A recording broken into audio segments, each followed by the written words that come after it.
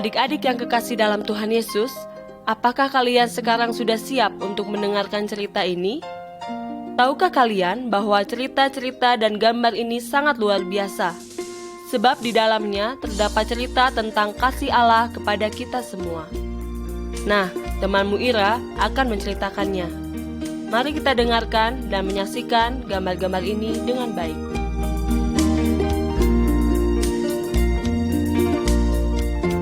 Teman-teman, sebelum dunia ini diciptakan, Tuhan sudah ada. Firman Tuhan mengatakan bahwa pada mulanya Tuhanlah yang menciptakan langit dan bumi. Hanya dengan berfirman saja, Tuhan menciptakan matahari, bulan, bintang, dan segala sesuatu yang ada di bumi ini, seperti yang nampak dalam gambar 1. Semuanya itu diciptakan dengan sangat baik.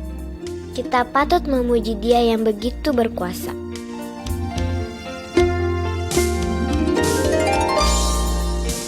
Nah, sekarang cobalah perhatikan gambar 2. Gambar apa ini? Tentu teman-teman ingin mengatakan bahwa itu adalah gambar buku. Betul, tetapi buku ini lain daripada yang teman-teman pikirkan, seperti buku pelajaran atau buku cerita. Buku ini berisi firman Tuhan. Nah, buku ini disebut Alkitab. Kalau teman-teman membaca buku ini, teman-teman bisa mengetahui bahwa Tuhan Yesus sangat mengasihi kita sekalian. Dan melalui buku ini pula, kita bisa mengetahui apa yang dapat kita lakukan untuk menyenangkan hati Tuhan. Nah, bagaimana adik-adik? Benar apa yang dikatakan temanmu Ira, bahwa dengan membaca Alkitab, kita bisa mengetahui bahwa Tuhan itu begitu mengasihi kita. Dan Alkitab juga akan membimbing kita supaya dapat menyenangkan hati Tuhan. Alkitab atau firman Tuhan itu seperti lampu yang menerangi hidup kita.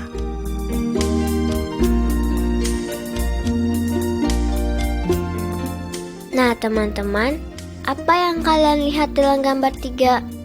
Ya, binatang-binatang. Ada pohon, gajah, buaya, monyet, burung, dan ikan.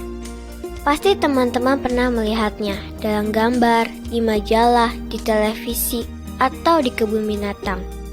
Kalau teman-teman melihat binatang-binatang itu, ingatlah bahwa semuanya itu diciptakan oleh Tuhan Allah. Luar biasa, Tuhan begitu berkuasa, sehingga binatang pun Ia ciptakan. Setelah Tuhan Allah menciptakan langit, bumi, dan segala isinya, kemudian barulah Tuhan Allah menciptakan manusia pada hari yang terakhir. Allah senang bercakap dan bersahabat dengan manusia yang diciptakannya.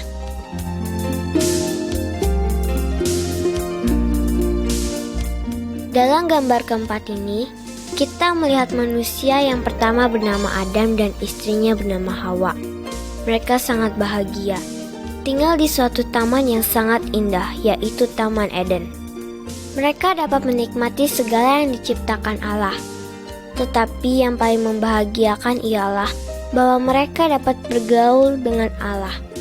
Setiap hari mereka bisa bertemu dan bercakap-cakap dengan Allah seperti dengan teman sendiri.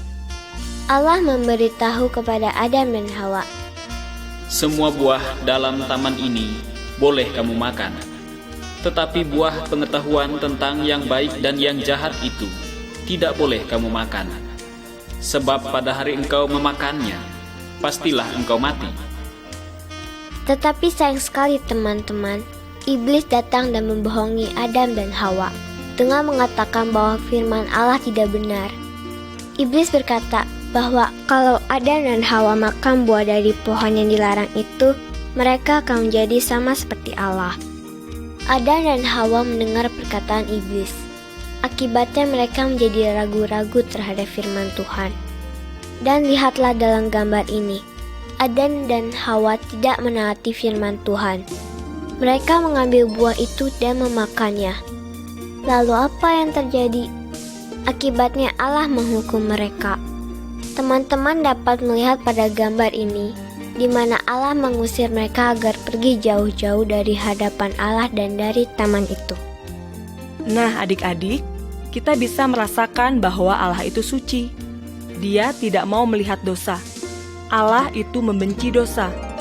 Dosa yang ada pada manusia, itulah yang dibenci Allah. Sedangkan kepada manusia, Allah tetap mengasihinya. Karena itu, Allah tidak langsung membunuh Adam dan Hawa yang berdosa, melainkan hanya menghukumnya. Karena Allah masih mengharapkan agar mereka mau menyadari dan menyesali dosanya, kemudian datang minta ampun kepada Allah. Karena itu adik-adik, kalau kita berbuat dosa, kita harus cepat-cepat mengakuinya di hadapan Tuhan dan berdoa supaya Tuhan mengampuni kita.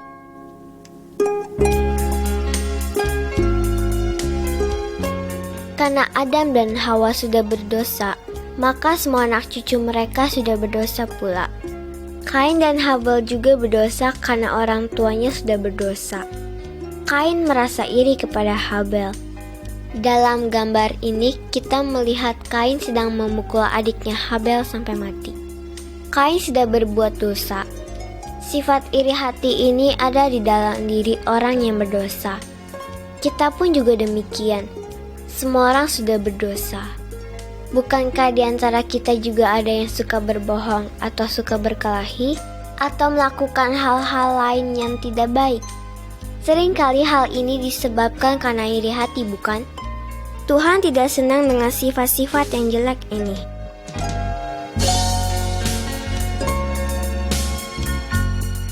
Dalam gambar ini, kita melihat ada satu keluarga yang sangat mengasihi Allah. Nama keluarga itu ialah keluarga Pak Nuh. Semua orang pada zaman itu sangat jahat, kecuali keluarga Pak Nuh. Kemudian Allah menyuruh Pak Nuh untuk membuat sebuah bahtera atau kapal yang sangat besar. Sebab Allah akan mendatangkan banjir yang sangat hebat untuk menghukum semua orang yang jahat itu.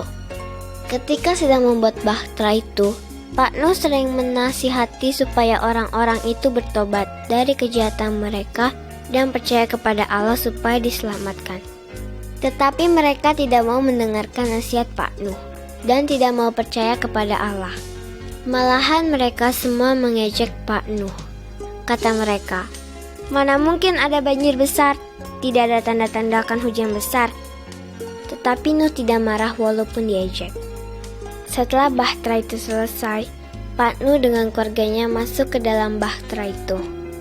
Lalu binatang-binatang pun ikut masuk. Tiap-tiap jenis ada yang 1 pasang dan ada yang 7 pasang.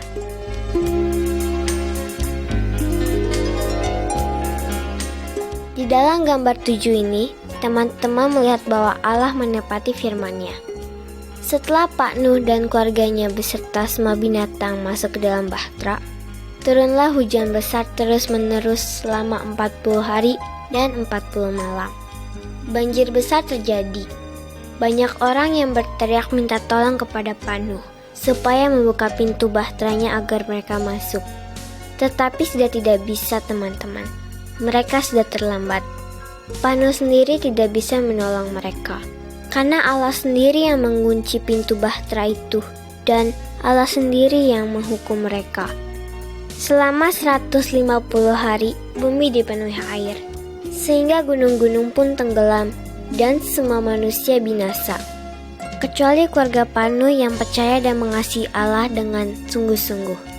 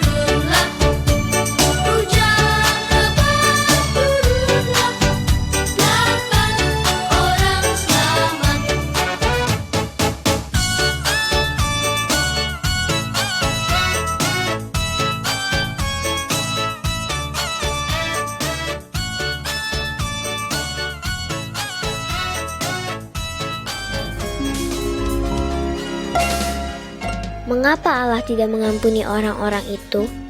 Bukankah mereka sudah diberi kesempatan untuk bertobat dan percaya kepada Allah? Tetapi mereka tidak mau bertobat juga. Akibatnya mereka semua dihukum. Benar adik-adik, kalau kita selalu memperhatikan firman Tuhan dan mau taat, Tuhan pasti menyelamatkan kita. Kita harus selalu ingat bahwa kita adalah orang-orang berdosa dan akan dihukum. Karena itu, kita harus taat kepada firman Tuhan supaya tidak dihukum.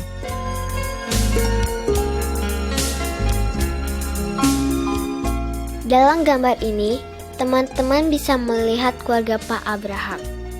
Pak Abraham mempunyai istri yang bernama Sarah. Mereka adalah orang-orang yang sangat taat kepada Allah. Allah telah berjanji akan memberikan kepada mereka anak laki-laki. Karena dari keturunan anak itu akan lahir seorang juru selamat yang akan menyelamatkan manusia dari hukuman dosa. Lama sekali Pak Abraham dan Bu Sarah menunggu kapan anak itu akan lahir. Nah, setelah mereka sudah tua, barulah Allah menepati janjinya. Bu Sarah melahirkan seorang anak laki-laki dan anak itu diberi nama Ishak.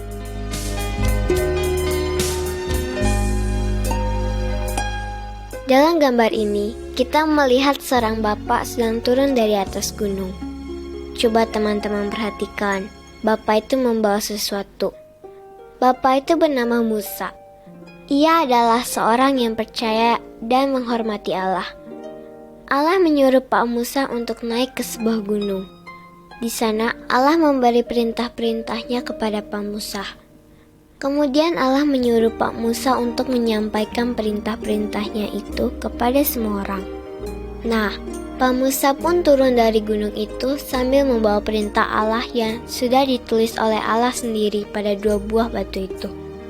Pak Musa mengajarkan perintah-perintah itu kepada orang banyak untuk ditaati.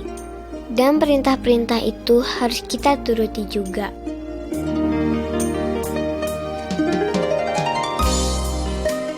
Adik-adik, marilah kita melihat beberapa dari perintah-perintah Allah itu pada gambar 10 ini, supaya kita dapat melakukannya. Pada gambar ini menunjukkan orang yang sedang menyembah patung. Orang yang percaya dan menghormati Allah, ia tidak boleh menyembah patung. Patung-patung itu adalah benda mati yang tidak dapat menolong manusia. Seminggu sekali kita harus berhenti dari pekerjaan dan menyediakan waktu untuk berbakti kepada Tuhan. Biasanya kebaktian itu dilakukan di gereja pada hari Minggu. Kita melihat di sini ada seorang anak yang sedang melayani orang tuanya. Setiap anak harus taat dan hormat kepada orang tuanya. Tidak boleh membunuh orang. Tidak boleh berzina. Tidak boleh mencuri atau mengambil barang orang lain.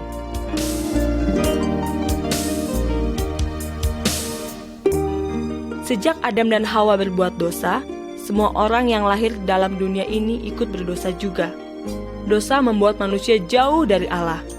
Karena Allah itu suci, dan karena dosa, maka manusia harus dihukum.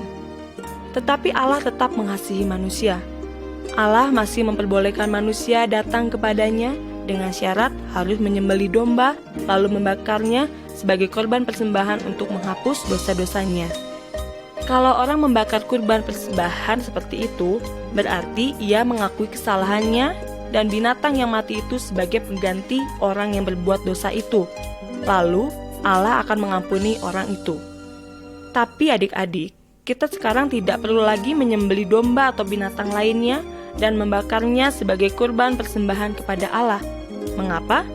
Karena Allah sudah mengirim Tuhan Yesus ke dunia ini untuk menjadi pengganti domba yang disembelih itu dan untuk mengampuni dosa kita.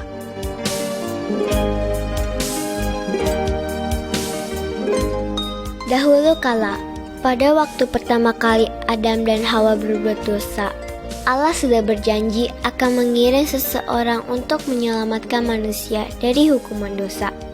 Semua orang keturunan Adam dan Hawa menunggu kapan juru selamat itu akan datang. Tapi Allah tidak pernah berbohong. Ia pasti menepati janjinya. Pada suatu hari, ada seorang perempuan yang sudah bertunangan dengan seorang laki-laki. Nama perempuan itu ialah Maria, dan tunangannya ialah Yusuf. Pada suatu hari, seorang malaikat datang kepada Maria. Maria terkejut dan takut sekali. Tetapi malaikat itu berkata kepadanya, Jangan takut, Maria, karena aku datang untuk membawa kabar baik kepadamu. Roh Kudus akan membuat engkau mengandung, dan engkau akan melahirkan seorang anak laki-laki. Engkau harus menamai dia Yesus. Dialah yang akan menyelamatkan manusia dari hukuman dosa. Maria percaya kepada kata-kata malaikat itu. Dan malaikat itu pun pergi memberitahukan hal itu juga kepada Yusuf di dalam mimpi. Maria dan Yusuf adalah orang-orang yang sangat baik dan menghormati Allah.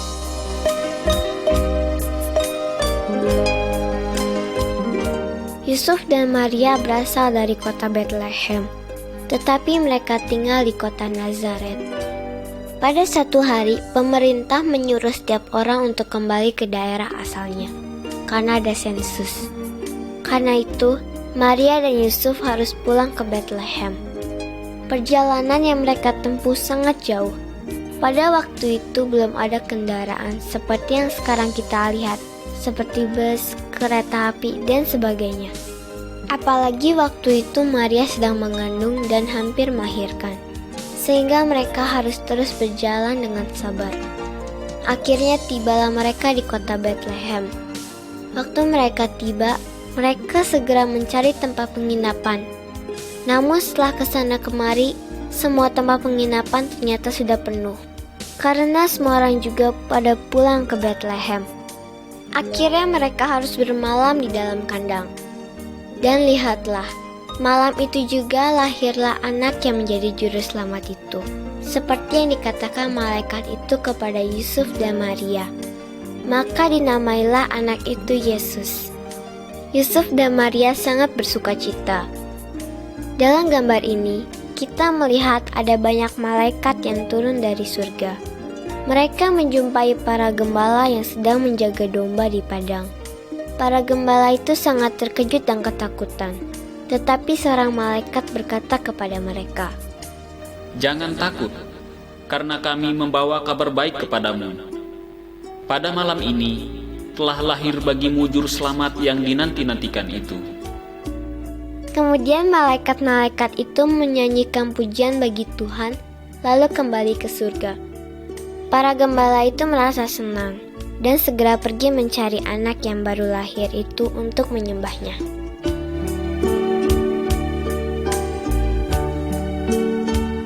Pada gambar ini, adik-adik dapat melihat seorang anak kecil dengan pakaian putih berada di antara beberapa orang tua.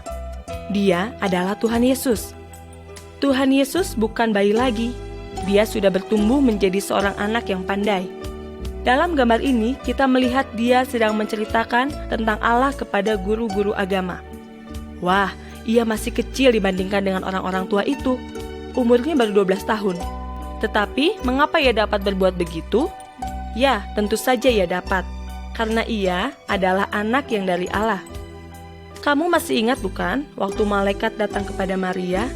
Ia mengatakan bahwa Maria akan mengandung karena Roh Kudus. Jadi, Yesus bukan anak biasa, ia adalah Allah. Tetapi, ia bertumbuh makin besar seperti manusia biasa, seperti kita. Pada gambar ini, kita melihat Tuhan Yesus sudah dewasa. Ia mengajar orang banyak untuk bertobat dan percaya kepadanya. Ada orang yang mau percaya kepada Yesus, tetapi ada juga yang tidak mau percaya bahwa Tuhan Yesus adalah Allah. Tapi sebenarnya, Allah mau supaya kita semua percaya kepadanya, agar kita diselamatkan dari hukuman.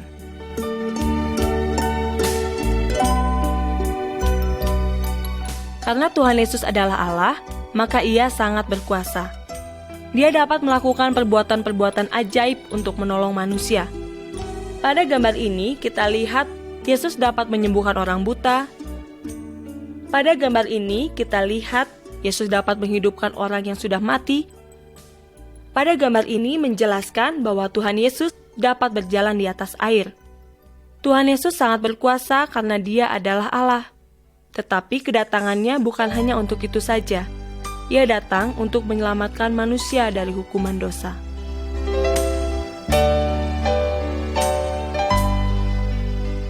Selama hidupnya di dalam dunia ini, Yesus tidak pernah berbuat jahat. Dia selalu berbuat yang baik dan menolong orang. Tetapi apa yang diperbuat orang-orang terhadap Yesus? Lihatlah pada gambar ini. Kita melihat bagaimana kejamnya orang-orang memperlakukan Tuhan Yesus. Tuhan Yesus dipukuli, dicambuk, diludahi, dan lihat, sebuah mahkota terbuat dari duri dipasang di kepala Tuhan Yesus. Kejam sekali. Tetapi Tuhan Yesus tidak melawan. Dia diam saja. Apakah Tuhan Yesus telah berbuat salah atau berbuat dosa? Tidak. Yesus hanya ingin supaya orang-orang percaya kepadanya dan bertobat dari dosa mereka. Tetapi mereka tidak mau. Itulah sebabnya mereka mau membunuh Tuhan Yesus.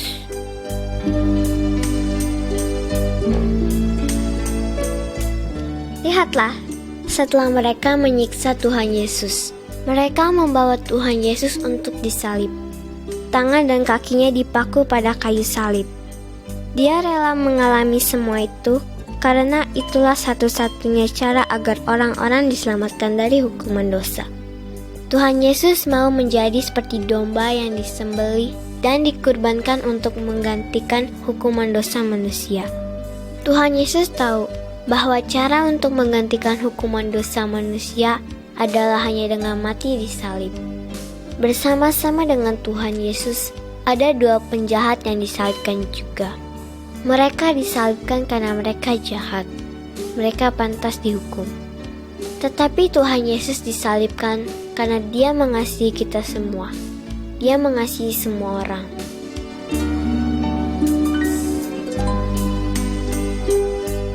Tuhan Yesus sudah mati, dan Ia dikuburkan di sebuah gua yang sudah digali pada sebuah bukit batu. Mayat Tuhan Yesus diletakkan di dalam gua itu. Kemudian pintu gua tersebut ditutup dengan sebuah batu yang besar sekali. 2 orang tentara diperintahkan untuk menjaga kubur itu. 3 hari sesudah itu, Maria dan beberapa temannya pergi ke kubur Yesus. Mereka mau berziarah. Tetapi alangkah terkejutnya mereka ketika melihat pintu kubur itu sudah terbuka dan Tuhan Yesus tidak ada di dalam kubur itu. Mereka bertemu dengan 2 orang malaikat yang berkata kepada mereka, Tuhan Yesus tidak ada di sini. Ia sudah bangkit. Yesus sudah hidup kembali. Tuhan Yesus tetap hidup sampai selama-lamanya.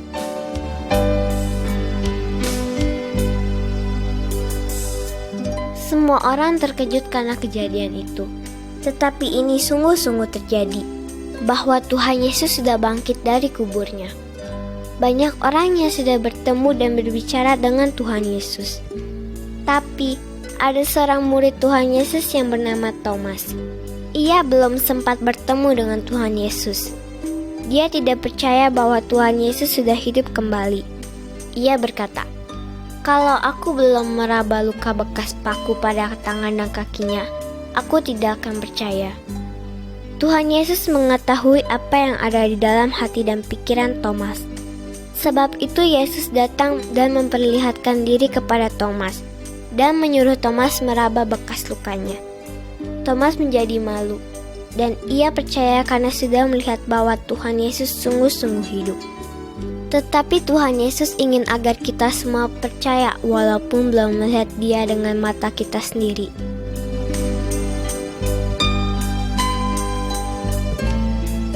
Empat 40 hari setelah Tuhan Yesus bangkit, Tuhan Yesus mengajak murid-muridnya ke sebuah bukit. Sampai di sana, Yesus berkata kepada mereka, Sekarang aku hendak pulang ke sorga dan menyediakan tempat bagi setiap orang yang percaya kepadaku. Karena itu, ceritakanlah kepada semua orang bahwa aku sudah mati untuk menebus dosa mereka. Siapa saja yang percaya kepadaku, dosanya akan diampuni. Setiap orang yang percaya kepadaku, dosanya dihapuskan, dan ia bebas dari hukuman di neraka. Ia akan hidup kekal bersama aku di sorga, yaitu hidup senang untuk selama-lamanya. Setelah berkata begitu, tiba-tiba Tuhan Yesus terangkat dari tempat ia berdiri. Makin lama makin naik. Akhirnya tidak kelihatan lagi. Semua muridnya menjadi heran dan sedih karena Tuhan Yesus sudah pergi.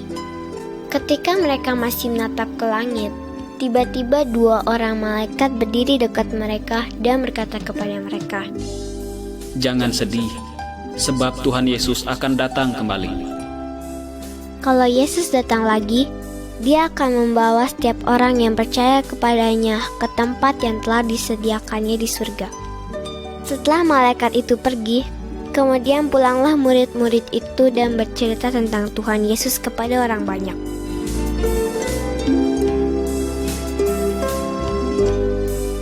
Dalam gambar 21 ini, kita melihat gambar salib. Apakah yang adik-adik ingat jika melihat gambar ini? Salib mengingatkan kita pada pengorbanan Tuhan Yesus. Dia rela mati karena Dia mengasihi kita. Seharusnya kitalah yang dihukum karena kita adalah orang yang berdosa. Tetapi Tuhan Yesus sudah menanggung semua hukuman itu untuk kita di atas kayu salib. Alangkah besarnya kasih Tuhan Yesus kepada kita. Kita harus percaya kepada Yesus, maka kita akan selamat. Dan ingat pula, Tuhan Yesus sudah bangkit. Dia tetap hidup sekarang dan sampai selama-lamanya.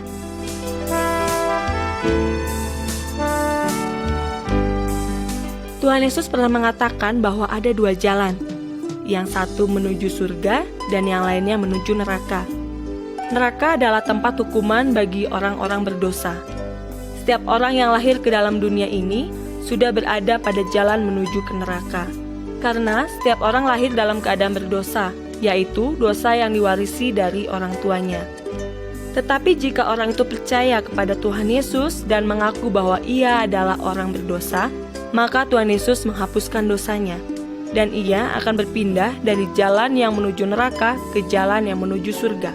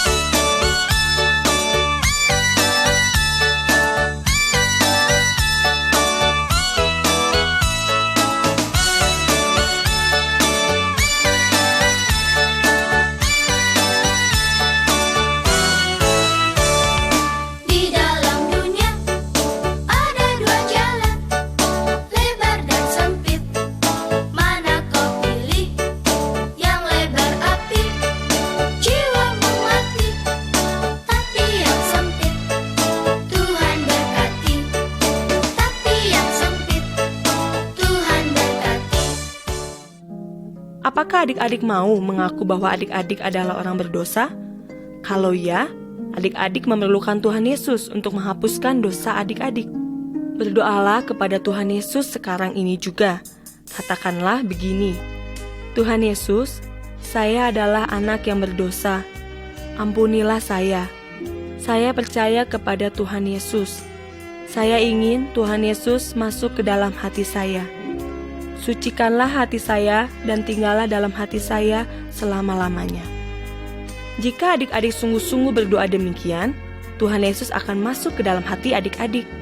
Ia menyucikan hidup adik-adik dan mengangkat adik-adik menjadi anak-anak Allah. Adik-adik boleh memanggil Allah sebagai Bapa.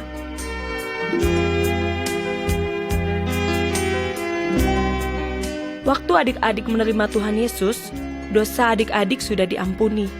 Adik-adik disebut sebagai anak-anak Allah, dan adik-adik boleh memanggil Allah sebagai Bapa. Allah sangat mengasihi adik-adik, dan tentunya adik-adik juga mengasihi Tuhan Yesus dan mau menaatinya, bukan?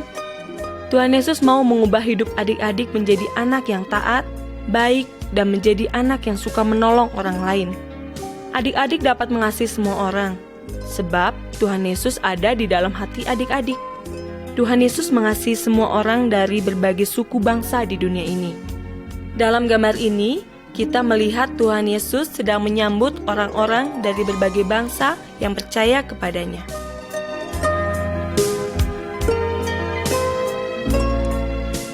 Dalam gambar ini, kita melihat Tuhan Yesus sedang berbicara dengan seorang guru agama yang bernama Nikodemus. Nikodemus datang kepada Tuhan Yesus pada waktu malam. Tuhan Yesus mengatakan padanya bahwa supaya orang bisa masuk ke surga, orang itu harus menerima hidup baru. Dan hidup baru itu hanya dapat diberikan oleh Tuhan Yesus. Nikodemus juga percaya. Nikodemus mendapat hidup yang baru meskipun ia sudah tua, karena ia percaya kepada Tuhan Yesus. Adik-adik pun dapat menerima hidup yang baru dari Tuhan Yesus, jika adik-adik sungguh-sungguh menerima Tuhan Yesus.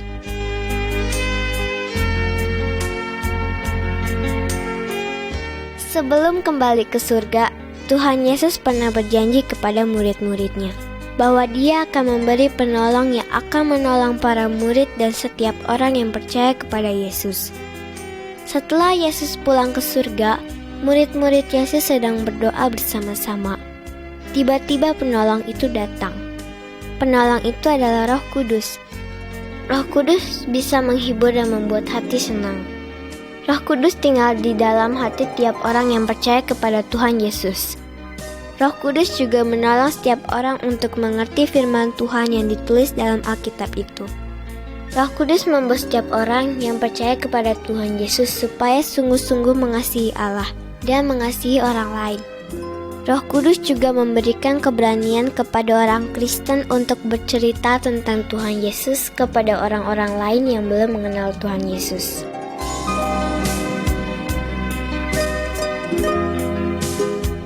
Dalam gambar ini, kita melihat orang yang mau jatuh masuk ke lubang. Ia tidak melihat lubang itu karena ia berjalan dalam gelap. Orang yang tidak percaya kepada Tuhan Yesus sama seperti orang yang berjalan dalam gelap. Ia tidak mempunyai Roh Kudus sebagai penolong dan penunjuk jalan.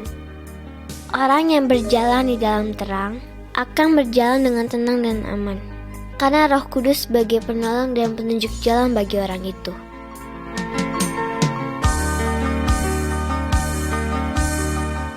Anak-anak yang mengasihi Tuhan Yesus akan taat dan menurut firman Tuhan yang tertulis dalam Alkitab. Orang yang sudah percaya kepada Tuhan Yesus harus rajin berdoa dan setia beribadah kepada Tuhan. Gambar 27 mengingatkan kepada kita akan beberapa perintah Allah.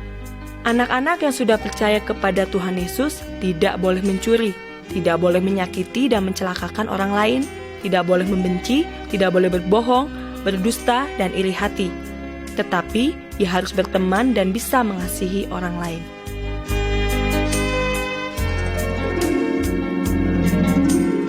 Keluarga yang sudah percaya dan taat kepada Tuhan Yesus adalah keluarga yang bahagia. Mengapa? Karena Tuhan Yesus selalu melindungi keluarga itu. Ayah dan ibu saling mengasihi dan tolong-menolong, seperti yang nampak pada gambar 28 ini. Anak-anak yang sudah percaya kepada Tuhan Yesus akan hormat dan taat kepada orang tuanya, walaupun mungkin orang tuanya belum percaya kepada Tuhan Yesus. Nah, kalau di antara adik-adik ada yang bapak ibunya belum percaya kepada Tuhan Yesus, adik-adik tetap harus menghormati dan menaati mereka, sambil terus berdoa supaya Tuhan Yesus juga menyelamatkan mereka. Dan alangkah baiknya jika keluarga yang sudah percaya kepada Tuhan Yesus berdoa bersama-sama setiap hari.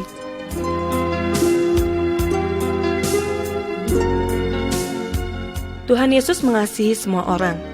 Dia juga mau agar anak-anak yang sudah percaya kepadanya untuk mengasihi semua orang, termasuk mengasihi orang-orang yang memusuhinya.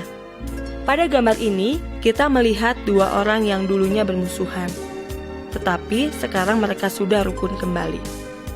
Pada gambar ini, kita melihat seseorang yang sedang menolong orang yang kena musibah. Padahal, orang yang ditolong itu sangat membenci kelompok dari orang yang menolong ini.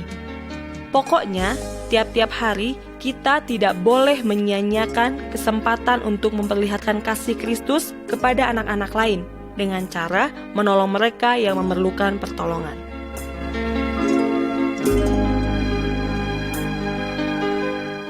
Wah, sedang apa orang yang ada di dalam gambar 30 ini?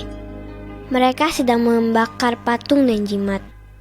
Teman-teman, orang Kristen tidak perlu percaya kepada jimat atau berhala.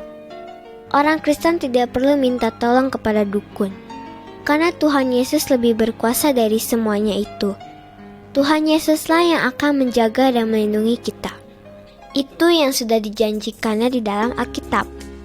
Orang Kristen dapat selalu berdoa kepada Tuhan Allah kapan saja. Allah adalah Bapa kita. Dia tahu segala kebutuhan kita. Kita selalu berdoa kepadanya dalam nama Tuhan Yesus.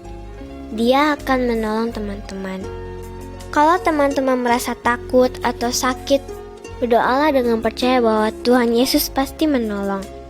Semua jimat harus dimusnahkan dan dibuang. Tuhan Yesus tidak akan mau tinggal di dalam hati orang yang masih mempunyai jimat-jimat itu.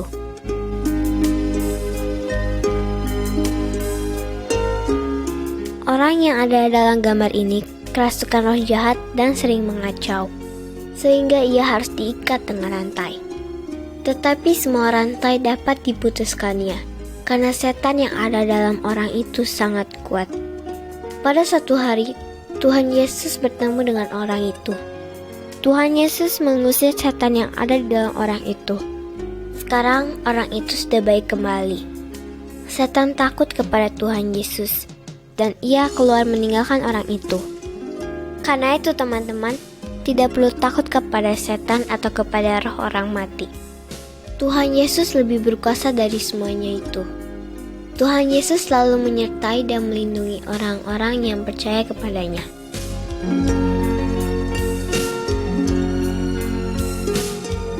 Setan kadang-kadang mengganggu anak-anak yang sudah percaya kepada Tuhan Yesus. Setan atau iblis mau membujuk adik-adik supaya melakukan hal-hal yang tidak baik. Misalnya menyontek di sekolah, mencuri, berbohong, dan sebagainya. Ingatlah adik-adik bahwa Tuhan Yesus selalu bersama-sama dengan adik-adik yang percaya kepadanya. Tuhan Yesus tahu apa yang adik-adik pikirkan dan apa yang adik-adik perbuat. Tuhan Yesus akan menolong kalian untuk memilih mana yang baik untuk dilakukan dan mana yang tidak boleh dilakukan.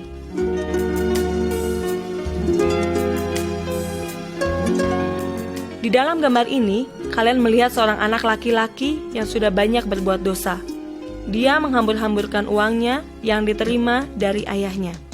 Ia mempergunakan uang itu dengan seenak-enaknya. Akhirnya, setelah uang habis, teman-teman meninggalkan dia. Mereka tidak mau berteman lagi dengan dia karena uangnya sudah habis. Akhirnya anak itu menyesal dan mau kembali lagi kepada ayahnya. Karena ayahnya masih mengasihi anak itu, ayahnya menerimanya kembali, walaupun anaknya sudah menghambur-hamburkan uang untuk berfoya-foya. Adik-adik yang dikasihi Tuhan, kalau adik-adik berdosa, mungkin adik-adik nakal, melawan orang tua, dan adik-adik menyesal atas perbuatan adik-adik, minta ampunlah kepada Tuhan. Tuhan Yesus mau menerima adik-adik kembali, dan Tuhan Yesus pasti mengampuni dosamu.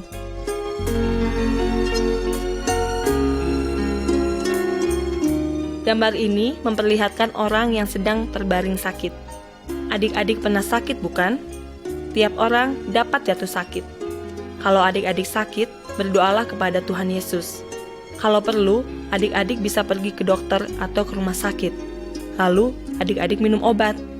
Tetapi jangan lupa berdoalah kepada Tuhan Yesus sebelum ke dokter atau minum obat. Karena Yesuslah yang memberikan kesembuhan itu.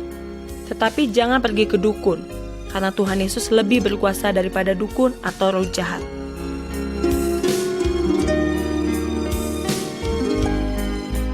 Dalam gambar ini, kita melihat seseorang yang sudah meninggal. Mayatnya dibungkus dengan kain putih. Setiap orang akan mengalami hal seperti ini, baik orang Kristen atau bukan Kristen, baik anak-anak atau orang tua. Bedanya ialah, jika orang itu sudah percaya kepada Tuhan Yesus, jiwanya akan ke surga. Tetapi jika orang itu belum percaya kepada Tuhan Yesus, maka jiwanya akan dihukum di neraka. Kalau adik-adik percaya dan menerima Tuhan Yesus, dosa adik-adik dihapuskan. Adik-adik diampuni dan diselamatkan. Adik-adik tidak perlu takut menghadapi kematian. Karena kalau adik-adik meninggal, adik-adik pasti masuk surga, asal sudah percaya kepada Tuhan Yesus.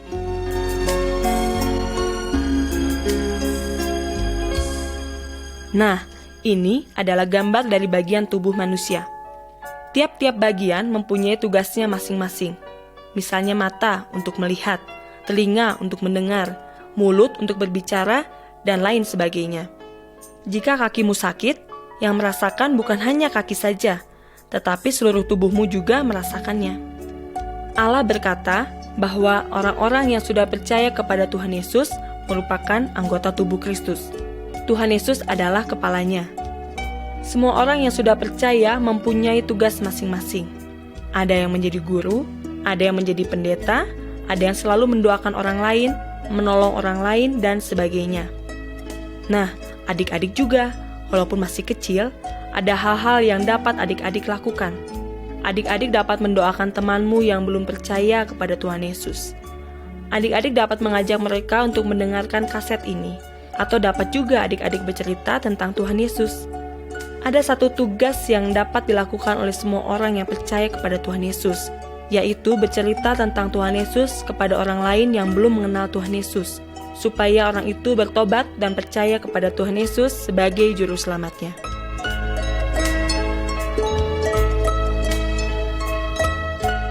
Di dalam gambar ini, kita melihat orang-orang Kristen yang sedang berkumpul bersama-sama.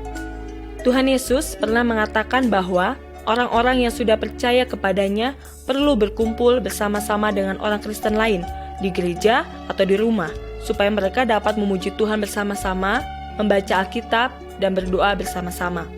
Demikian juga dengan adik-adik. Adik-adik dapat juga berkumpul dengan teman-teman kalian yang sudah percaya kepada Tuhan Yesus, bernyanyi bersama-sama, membaca Alkitab. Dan alangkah baiknya keluarga yang sudah percaya kepada Tuhan Yesus bisa pergi bersama-sama ke gereja atau ke tempat berkumpul untuk menyembah Tuhan.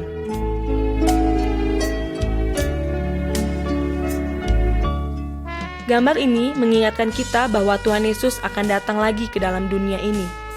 Tetapi Ia tidak datang seperti seorang bayi lagi.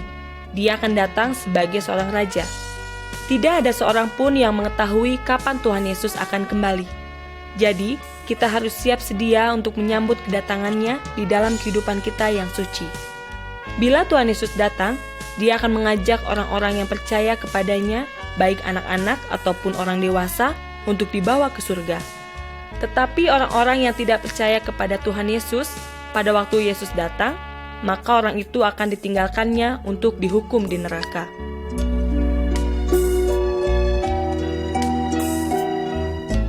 Dari pohonnya kita mengharapkan muncul buah. Jika pohon itu atau dahannya tidak berbuah, maka akan dipotong atau ditebang lalu dibakar. Tuhan Yesus pernah mengatakan bahwa Dia seperti satu pohon. Orang-orang Kristen yang sudah percaya kepadanya sebagai dahan-dahannya. Jadi, orang-orang Kristen harus berbuah. Itu bukan berarti adik-adik mengeluarkan buah seperti buah pisang, pepaya, atau buah-buahan lain yang bisa dimakan. Buah-buah yang Tuhan Yesus harapkan adalah perbuatan baik, seperti kasih, sukacita, kebaikan, kesabaran, kesucian hidup, kejujuran, damai sejahtera, dan kelemah lembutan. Buah-buah itu harus dapat dilihat dalam tingkah laku kita sehari-hari, sehingga orang lain akan memuji Tuhan Allah kita. Kalau seorang memiliki Roh Kudus dalam hatinya, maka ia akan mengeluarkan buah yang diharapkan oleh Tuhan Yesus itu.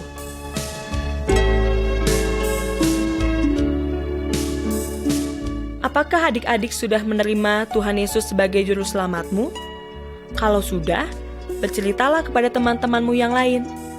Jadikanlah Tuhan Yesus sebagai contoh dalam kehidupan dan perbuatan adik-adik sehari-hari. Ajaklah keluargamu yang belum percaya Tuhan Yesus untuk mengenalnya. Ceritakanlah tentang Tuhan Yesus kepada siapa saja. Katakanlah bahwa Tuhan Yesus sudah mengampuni dosamu. Tuhan Yesus sangat mengasihi adik-adik. Dia juga mengasihi orang lain. Adik-adik dapat berdoa minta tolong kepada Roh Kudus. Roh Kudus akan memberikan keberanian kepada adik-adik. Janganlah malu untuk mengaku Tuhan Yesus di hadapan orang-orang lain. Nah, adik-adik sekalian, kalian sudah mendengar dan mengetahui cerita dari gambar-gambar ini. Kakak harap adik-adik jadi senang dan jangan lupa, ajaklah teman-temanmu yang lain juga untuk mendengarkan cerita ini. Sampai jumpa. Tuhan Yesus memberkati.